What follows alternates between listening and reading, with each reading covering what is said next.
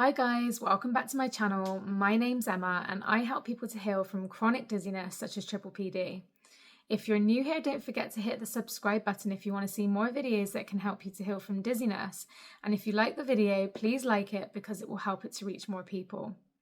In this video today, I'm joined by Patrick. Now, Patrick is from the USA and he reached out to me in February of this year because he was experiencing intense feelings of dizziness, nausea, brain fog, and anxiety. Now, Patrick was off work at the time from his teaching job, which he absolutely loved, and is because the dizziness was just affecting his life so much at the time.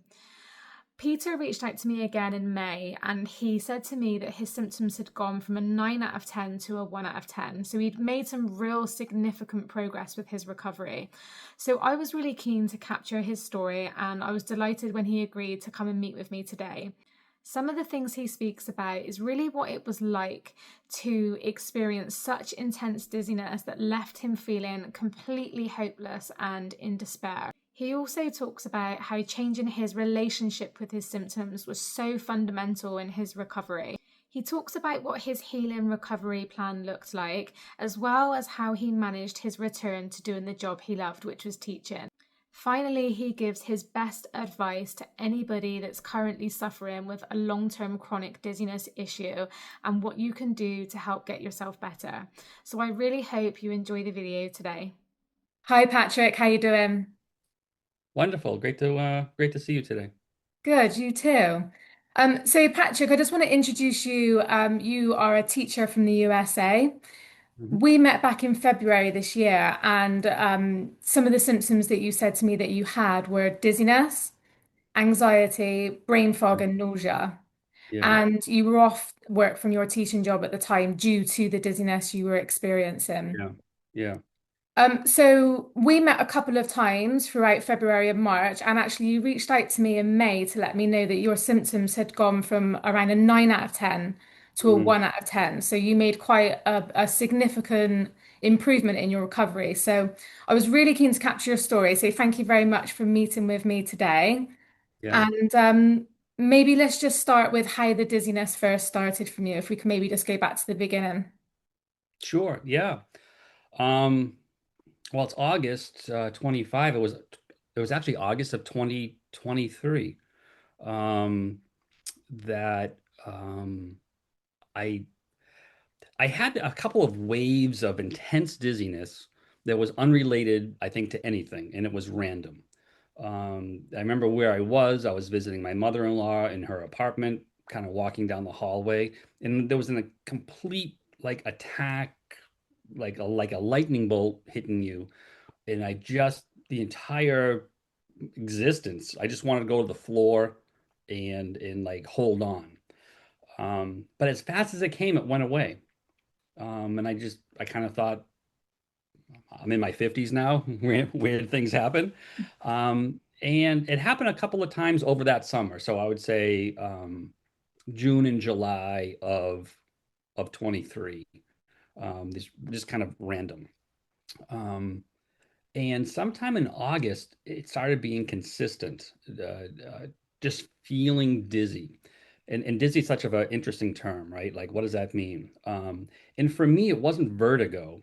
It was more of a feeling of after getting off an amusement park ride, something that spins and spins. My world wasn't spinning, but it was actually in my brain that was spinning. And it was really hard to focus on things. Now, I actually went through this in my 20s. I had a very similar experience without any knowledge of a wave of intense dizziness and this happening. It was actually, well, I'm going to be honest here. It was actually after smoking marijuana in my 20s, which I've only done once in my life. And I got these panicky, dizzy kind of a things, and it just never went away. And I had it for almost 2 years.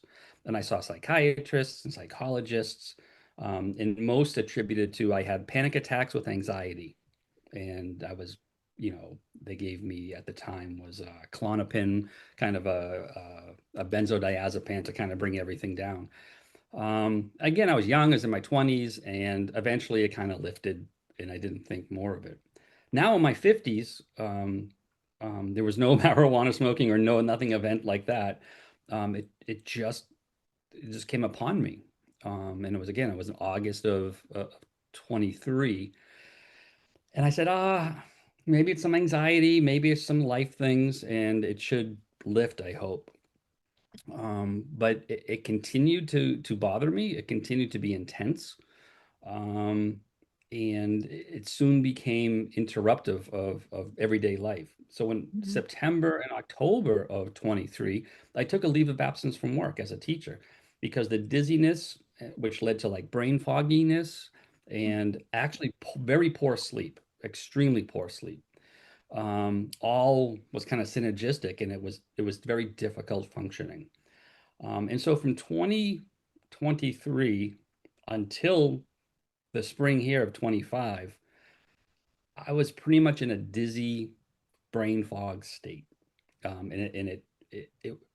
in that time, I saw a psychiatrist, I saw a psychologist, I saw a neurologist, and what probably many people do is then all kinds of blood tests for hormones and cortisol was extremely off. It was higher than with people that have Cushing's disease. Like I had higher cortisol levels. Testosterone was off. All my blood work was extremely off. And all these different people were kind of working to try to figure out what's going on with me. Um, and in that time, I came across you um, on YouTube, making YouTube videos. And I was like, that actually is describing me very well of what this dizziness is. And I ended up seeing a neurologist who said he believes, because it's a process of elimination, he diagnosed me with PPPD. Yeah. And then you and I started having meetings about that. Okay. So you went through like a diagnostic, lots of different diagnosis processes Yeah. with your, your medical team, and you Yes. got that diagnosis. What Yes. was the support like that you received from your medical professionals? Did they kind of jump right in and they had options for you, or what was your experience like with that? Yeah.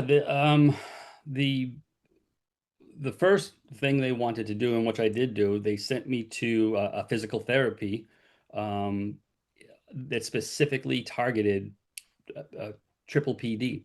Mm. And I didn't even know that was a thing. And I went to physical therapy where they would take you through exercise. We talked about some of them too, of um, of head movements Yeah. and different stretches and things on the wall to focus on. Um, even different stretches, kind of a whole battery of physical therapy. Mm. So that was part of what I went through. What I want to say, it was helpful. I want to say it was hopeful in a sense because the medical team was like this, right? And the other option was taking, the neurologist said, some people take an SSRI to help with this.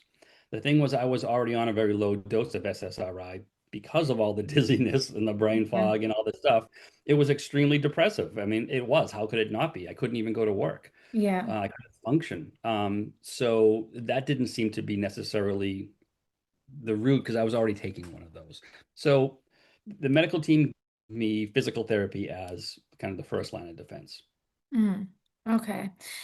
So just to kind of go back to the symptoms that you were experiencing, then can you give a bit of background as to how the dizziness was actually affecting your day-to-day life Yeah, and how it actually felt?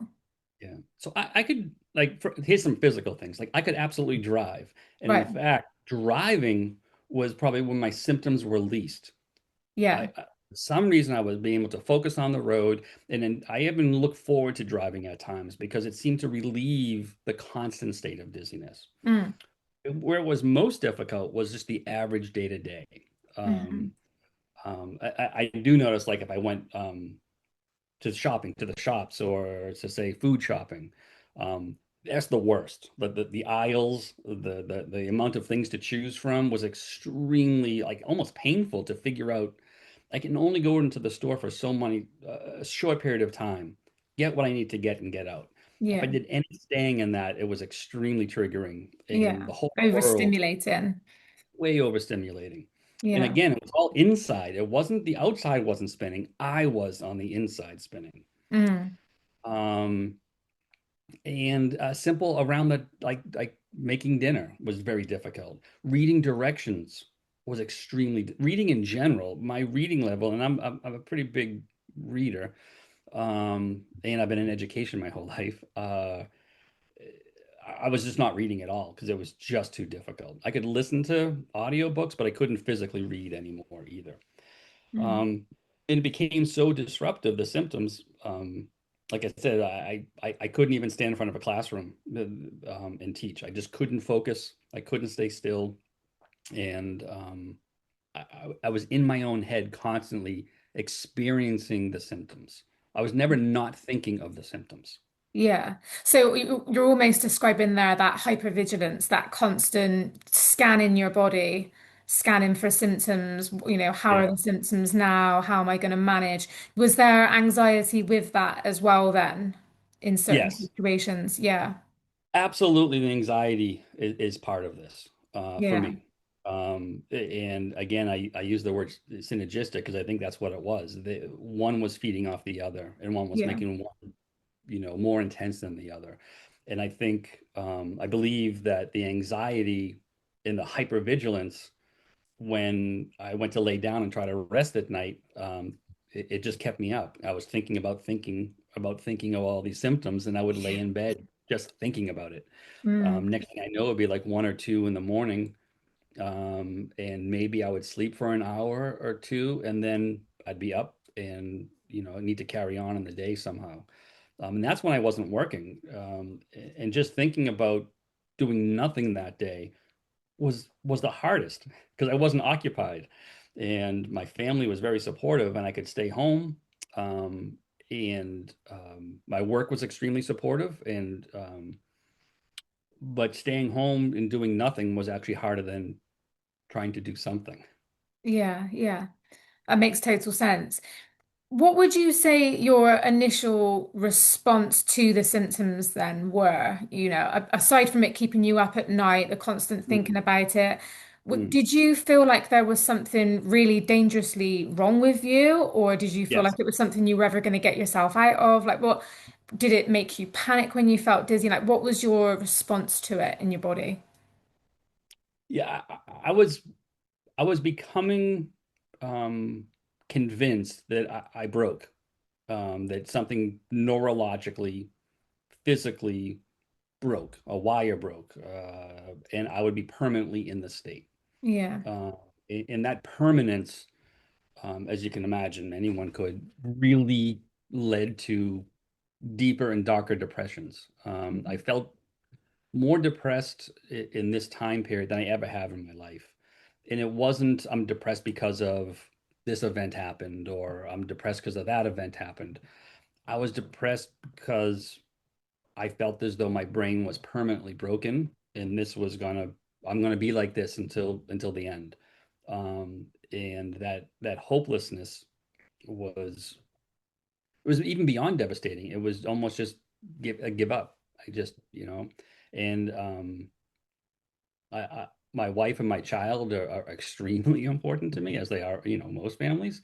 Um, and I no longer felt as though I was trying to get better for myself, but I was trying to get better for somebody else because I just felt as though I'm broken. So, might as well, I'm going to try hard so I can be a better dad and husband. But if I was alone, I don't know. It was just a dark place to be in. Yeah, I think so many people can probably relate to that. It's kind of the rock bottom part of it, isn't it? Where you just feel completely stuck and hopeless. Am I Yeah, ever going to be able to get out of this? Because sometimes when you felt that way for so long, you yeah, kind of forget what normal feels like, or totally. because you felt that way for so long, well, then how could things possibly start to change now when I've felt this rubbish for so long? Yeah. So would you say then that that was the hardest part of it was not being able to kind of show up as a husband or a dad Yeah. in the way that you would have liked to? Is that the hardest part of it for you? 100%. Um, as an educator, I teach high school. I've taught different around in times, but really high school is my sweet spot. Mm, And um, even before I was married and had a family, I was a high school teacher, and so much of my identity, my being of my fulfillment was being in the classroom. I know I'd be in the classroom if I was magically a wealthy person and had all the money. I said I would go and teach for free. It was such of an important thing for me, mm, and that was taken away. Um, and being able to connect with my wife and child, it was such on a surface. I was completely faking it. Like mm, Christmas, I can remember Christmas, like in getting presents for my kid and the joy of watching her wake up Christmas morning. Christmas is a very important holiday in my family.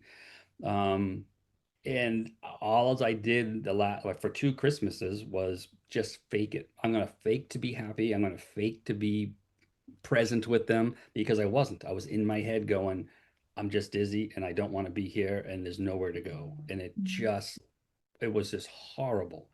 So they kept me going when I couldn't keep myself going. But yeah, the saddest thing was I was stuck. I was never getting out of this. I was broken. yeah. Yeah, thank you for being so honest with that. I think a lot of people can probably relate to that as well, where you feel like you just want to be able to keep going, to be present with your family and your Mm. kids. And it's difficult, isn't it, sometimes when, holidays like Christmas that are so important, you just can't fully enjoy it because the symptoms are just so heavy and so True. intense. And, this Yeah. affects people 24/7, and Yeah. it's not going to give you a break just because it's Christmas. So, Correct. thanks for sharing all of that and what you went through. So, what I would love to know now then is what was the turning point for you? When did things start to improve? Yeah. And completely honest, I don't know why I'm saying honest before saying it because I'm being honest, is that that's a weird preface. Um, my first couple of conversations with you was really important for me. And these conversations with you, Emma, had me feel like I'm not broken. I remember specifically saying, I think I'm mad. And I was kind of using the Irish English, definition of the word mad because it's not really used here for that same reason. And you looked at me and said, no, you're not mad. And you described some of the things that you went through, and on your channel I saw some other things that people talked about, and you've worked, and I felt as though this is the thing. This is something happening and I'm not necessarily broken. And I am in a loop and I am in some kind of hypervigilance. um, and there is a way to acknowledge that. There's a way to uh, simply accept that this is a thing. And maybe it's going to be hard. Maybe it's going to be hard for a long time. Maybe, there's no like nothing magic happened, but just knowing you aren't broken, that it is something and it's something that you can actually work on. Um, and and I say recover, um, uh, which is different. Recover is important for me because it's like it's a return to the true self that you are, right? You're Yeah, going back to the self. You're not discovering something new, but you're actually returning to yourself. Uh, absolutely. Yeah. and I think by hearing someone else say you're not mad, the anxiety of thinking you're mad just brings down that energy so much that then you can start focusing a little bit more on some of the things um, that you should do to help in this recovery process. Yeah, definitely. And I think one of the things that a lot of people think is that they have strange quirks or things that happen and symptoms, and they think it's just them. So I Mhm. guess having someone just to normalize, you know, Yes. a lot of people have that, and that's actually really common, Yes. um, can just help you to feel like, okay, I'm not broken. It's not just me. Right. Because I Right. was the same. I felt like I was the only person in the world that was going through this. I thought I was some sort of Right. anomaly in the system. And Right. because the doctors couldn't help me, they didn't know what was going on, then, that was it for me. And it was that kind of that real true feeling of hopelessness and, well, what am I going to do then is going to be like this forever. Exactly.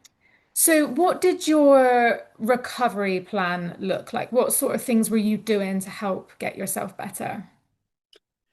Yeah. Uh,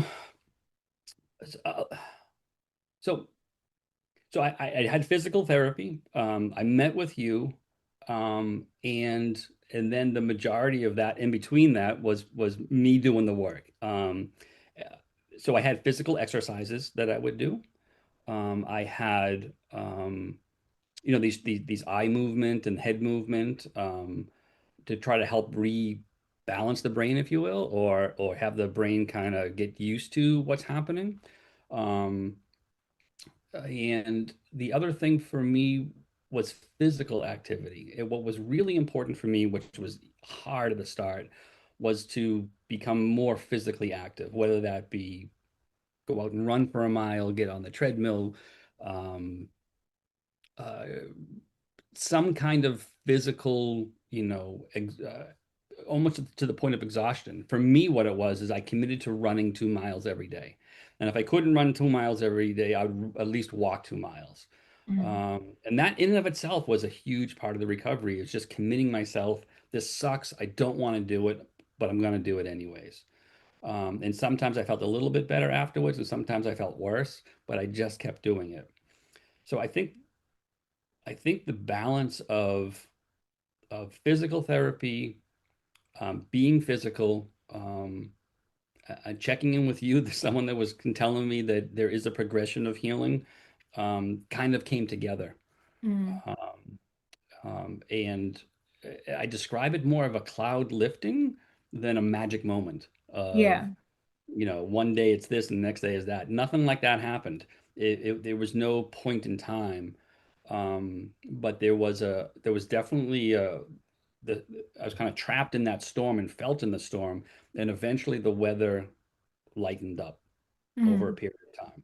Yeah. And I was like, I acknowledged I was getting less dizzy. I acknowledged when I started getting back in my head that I wasn't in my head for the last hour or two. Like I was actually in the present moment. Yeah. You Yeah. don't know you're in the present moment until after you reflect that you're in the present moment. Yeah. But I've Yeah. been able to do that, and Yeah. and those periods got a little longer and longer and longer each time. Mm. I love that. I can completely relate to that as well, where suddenly you think, I've just realized I did something without constantly scanning my body while I did it. And so Yes. it's kind of you see afterwards and you reflect back and think, because for me it was the grocery store.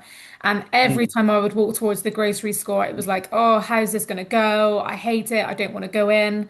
And then one day I kind of walked out the grocery store and thought, I didn't do that. I didn't scan my body. I didn't check the environment. There was nothing yeah. that happened. So it's not something that you need to be constantly thinking or focusing on. It just happens as a byproduct of your body actually starting to feel safe again, so that you come out of the Yeah. hypervigilance from the Yeah. work that you've done, kind of with Yeah. your nervous system, retraining your brain. Exactly. So did you change your response to the dizziness over time? Because you said there was a lot of anxiety there in the Yeah, beginning, and I did. we can kind of share the same. We both find it difficult in a grocery store, for example. So, Mhm. did you start to adapt a new way of thinking when you were in that particular environment or any other environments that were difficult for your symptoms, just to kind of stay calm, stay present, stay grounded? I think that's exactly what it is, and how it retrained is that knowing that this isn't permanent or I'm not broken, and being able to go through each step and so going to the grocery store a lot more, Yeah. which I did, and I think at the beginning I went, for short periods of time. But that just kept not like anything, like I guess training for a marathon race, right? You don't go out and run the first, 26 miles or whatever. You start with those smaller steps, and that's what I did. Where before I felt as though it would be impossible to do that. Like no amount of steps, no amount of little things would ever fix me. But once I crossed the line of accepting that this isn't forever, that this I'm not broken, then it actually made the work possible to do. Um, and those smaller steps, I think, was helping lift the cloud of being stuck in believing I'm stuck in that state. And anxiety for me, I think, is the was the biggest hindrance to it all. Mm. Um, just being that constant state of living in anxious state, physically shaking. I mean, physically, I would shake as I mean, it was noticeable to my family.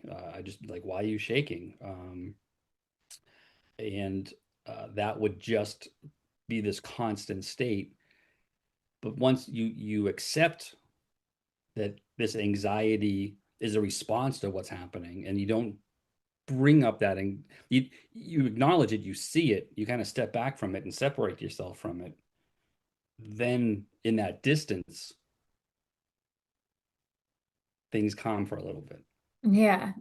I think what you're kind of describing there is when you're feeling anxious, I think what Mm, a lot of people do is we have that knee-jerk reaction where we panic or we just, we shut ourselves off from things or we just go into this automatic kind of survival response, really, to keep ourselves safe. Whereas mm-hmm. really what you were describing there was actually taking a step back from it, almost out of your body and kind of looking in to say, right, I'm feeling anxious. I'm just going to take a minute to pause and actually recognize what's going on, and that anxiety is something that you're experiencing, is not all of you. And then you were able to then respond to that instead of reacting. So it's not that knee-jerk reaction, it's more of a healthy response and saying, this is not actually going to hurt Yeah. me. It's not dangerous. Yeah. Um, Viktor Frankl, who wrote this book, Man's Search for Meaning, Holocaust survivor, became the psychologist. He has this great section where he talks about we all have triggers and responses. So, say it's the grocery store or whatever that is, right? He says, but that space between the trigger and the response is the birth of our freedom. If Yes. we can actually carve up, I just said carve, like that's a true Boston accent, everybody. If we can carve out a space between the trigger and the response, our freedom can start growing, even if it's like a microsecond, right? Step back, and then that becomes a second, that becomes a minute, and so forth.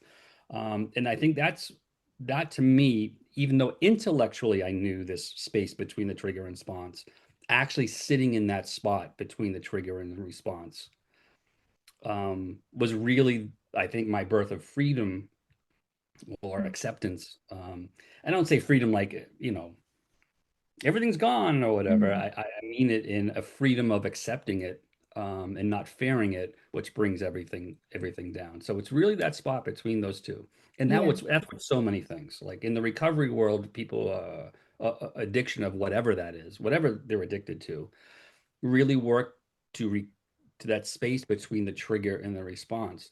And it almost feels like, and I don't mean this literally in a sense, it almost feels like my body scan was almost an addiction. I Mm. was almost addicted to thinking about and scanning how I felt. Yeah. Because it never went away. And I don't mean a true addiction, as say a substance addiction, but it was just a constant state of doing that and being able to try to find some freedom in that. It becomes very habitual, doesn't it? You just get Ritual. used to doing it. Yeah.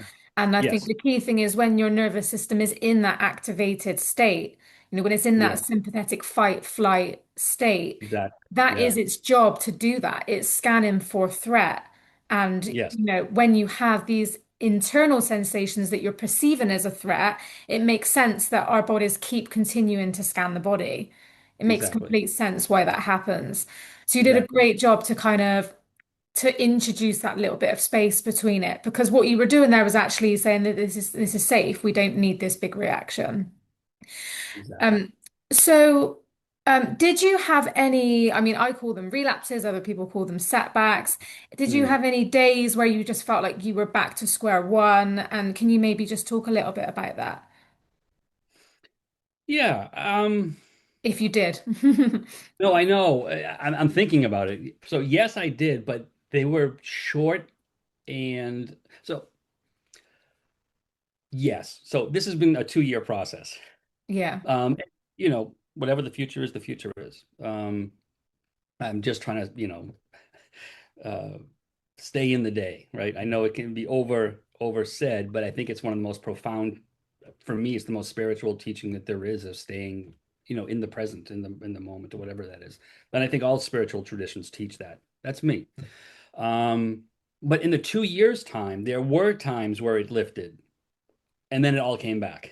Yeah. And it was extremely difficult. And when I say if we use a scale of 10 being the worst, dizzy and out of control, there were times where I was like 8 or 9. And then there were times I was like 2 or 3. And I'm like, yeah. And then I went back to 8 or 9, And so over the 2 year time, there was been a lot of that. This spring until now, this summer, it was much more of a cloud continuing to lift. Yeah. So I would, May, June, July, August, there's been a continuing light lift of these symptoms. But over the 2 year times, it was definitely more of a roller coaster. So it felt a bit different this time then for you. It did with the space, with the time, and the less intensity of it. I do notice though, when I feel things like extremely, say, overtired and stressed at the same time, Mm. uh, really heavy intellectual work, um, like real deep, like I don't mean philosophy. I mean like say like bill budget writing out for a couple of hours or something. I notice on really very strong brain work, of detailed work, in times of, um, mental exhaustion, not physical exhaustion. It definitely, that dizziness, that whatever does slowly come back, and then and so I pause there and I kind of reset, and take a break from that. So Mm. there are times of it, and I notice what triggers it now more. And for me, it's usually mental exhaustion and stress, which everybody has, but Yeah, sure. manage that. Yeah, Yeah, so it sounds like you've started to tune to your body a bit better. So you're noticing these yeah, subtle, these yeah, shifts, these changes when something starts to get a little bit stressful. It's like you're yes, noticing it early so you can say, okay, pause. What can we do? What can we do to bring this back down? I think that's what a lot of people, yeah, they kind of disconnect from that. They don't realize until their body is screaming at them. And then agreed. it's so much more difficult to then bring it down. So it really sounds like you've done some work on that self-attunement, really starting to listen to your body, follow the sensations, knowing what the sensations actually mean so that you can Yes. respond. So And the that's, biggest thing in that, and I know you'll agree, is not fearing those sensations because they do come, yes, yeah. but it's the fear. Because once the panic and fear becomes from that, like, oh shit, it's back, Mm, then for me, I kind of get put back in that loop, you get sucked opposed in. to, yeah, I'm feeling it. This has happened. This is part of who I am, and these are the steps I need to take. Yeah. No, that's brilliant. So you were returning to work as a Yeah. teacher, and I Yes. remember you were a bit kind of apprehensive, a bit anxious because I know how much you love your job at Yeah. teaching, and I Yeah. know how much you really wanted to return and be able to enjoy your job again. So what was that return to work like? Yeah. So the fear was, I returned to work, all my students are like, oh, and the teachers, and it's a beautiful school. You get really close with your students. It's a smaller school. You work very close. The classrooms are very small size, so everyone knows you really well. Mm. Um, my fear was going back and then having to take another leave. Like, Yeah. what's going on with Patrick? Like, he Mm. just came back and now he's gone again. And it's not that I won't, it's not like I'm embarrassed or I'm like, I don't, I don't necessarily tell my students exactly what's going on, but in a professional way, like they know it's not like a broken leg. They know there's something going on, and Yeah. and it wasn't the fear of, oh, Patrick's, needs a mental health vacation again, whatever, how we just use the word health in general because that's what it is, like a health break. Yeah. But like I would let them down again, like I would let everybody down again, like I wasn't strong enough to come back or that kind of a thing. So that was really my fear. It wasn't Mm. like find out something like, oh, Patrick has PPPD or something. It was more Yeah. like, oh, he has to take another leave. And that to me Yeah. was a very hard thing. So I did go back, and it was I was very conscious of like mental exhaustion. And again, I say this as that I'm blessed by this. My work allowed me to come back at halftime to kind of Mm. ease into it. And I'm not saying everyone has that luxury, and I feel for that. But my work would put me on a 50% schedule. And by doing that, I could kind of ease back in and kind of retrain the brain that I can do this. And it was a wonderful transition to be able to go back for a significant period of time at a reduced schedule, until I kind of built up the strength again. Mm.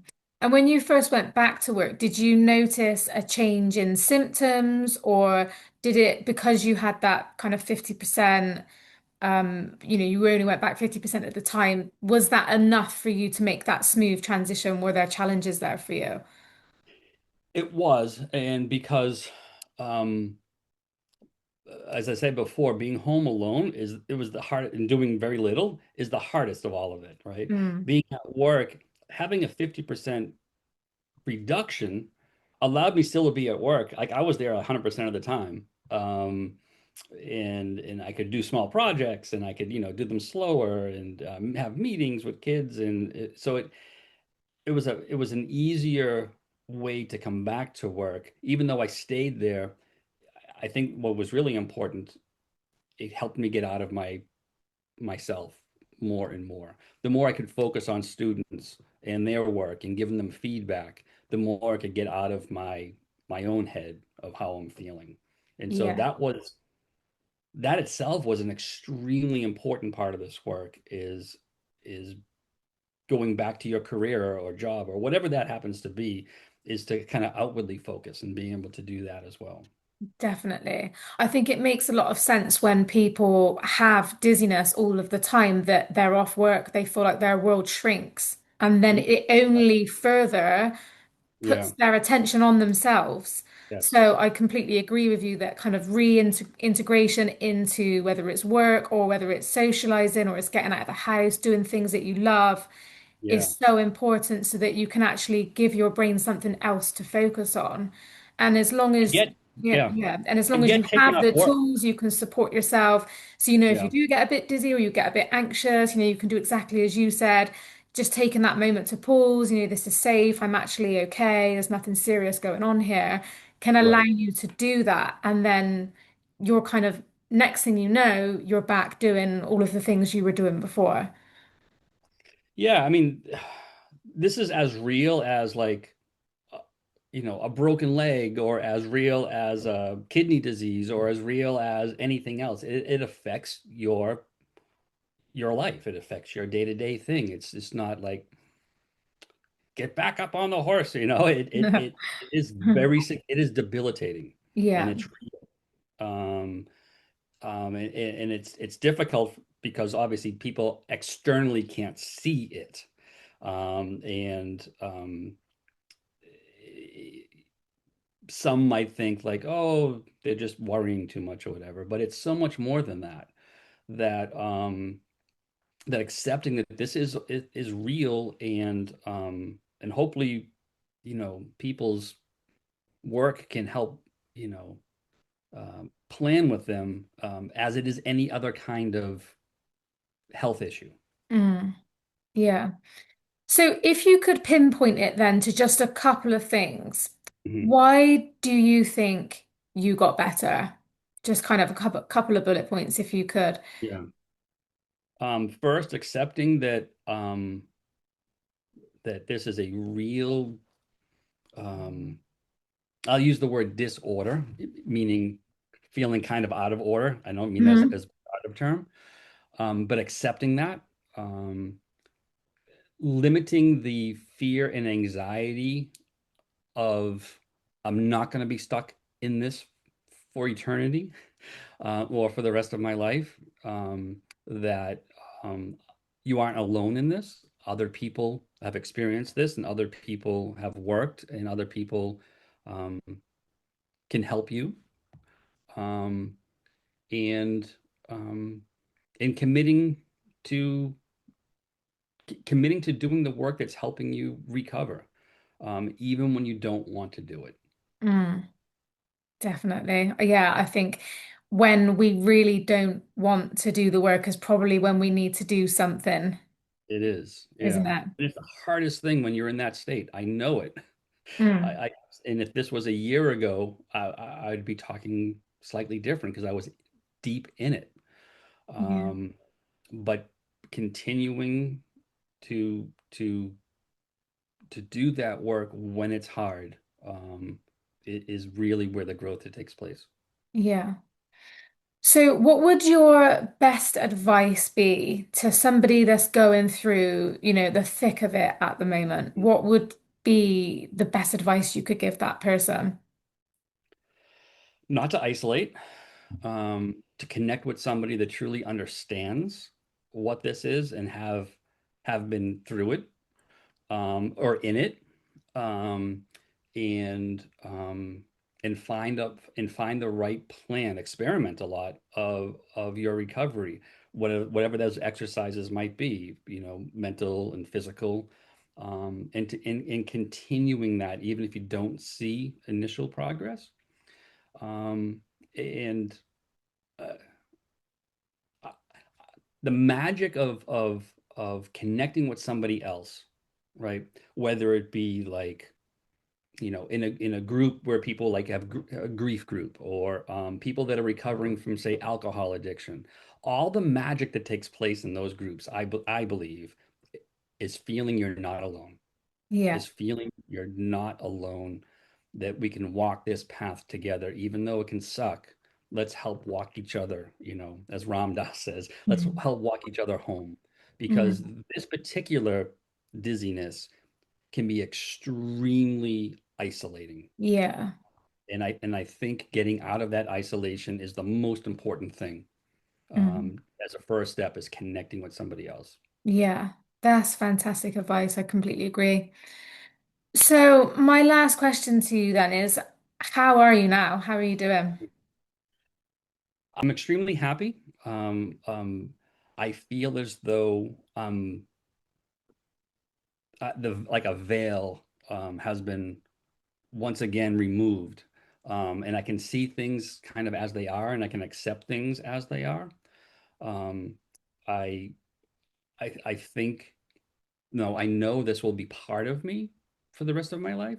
Mm, And accepting that is important. There's a bunch of things like I have OCD, or that's going to be part of me the rest of my life. It's not going away. I have dyslexia. All right, that's part of me, and I've learned how to become an academic with dyslexia. Um, and whether it's PPD, the actual because I know sometimes that diagnosis is kind of new and it might be changing a little. It's definitely something, in this nervous system that has caused this dizziness thing. It's just going to be part of me. When I look back, it actually has been part of me for quite some time, mm, um, and accepting that, and what I think has given me a reconnection to living life, um, full of joy again. mm. No, that's amazing. I'm so happy for you. I mean, it seems like you've really learned so much about yourself in this process, and just being able to do things like returning to work and feeling happy again. I mean, Mm, that's amazing. So, thank you so much for sharing and being so thank honest you. with your story. I have no doubt that it will help somebody, give someone else hope. These recovery stories are, I think, fundamental for people just to realize that actually they're not alone and that other people have walked this path. They've been through hell and back, but you can come out the other side and have a fantastic quality of life. So Yes. thank you so much, Patrick, and I wish you all the best for the future.